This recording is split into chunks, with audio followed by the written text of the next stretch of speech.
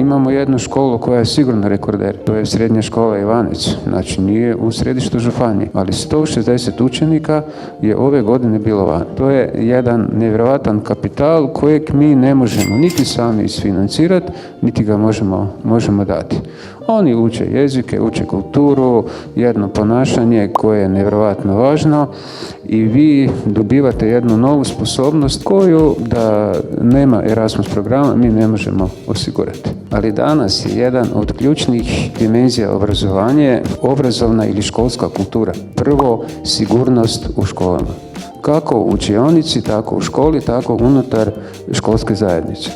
Sljedeća dimenzija koja je nevjerojatno važna je ova što ste me pitali, mobilnost. 2013. Hrvatska ušla u Europsku uniju i mi moramo naše mlade prijatelje učiti kako da postanu građani Europe. A tu je program Erasmus nevjerojatno dobar. Na što mi dajemo naglasak u organizaciji obrazovanja u Varaždinskoj županiji?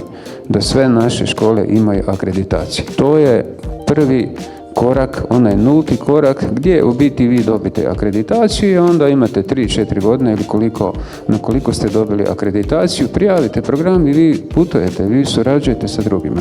Ali što to znači? To znači da vi sudjelujete u jednoj mreži europskih regija, europskih država, sve ono što je važno, uzimate iz te mreže ono što vam treba, a dajete na neki način ono što imate.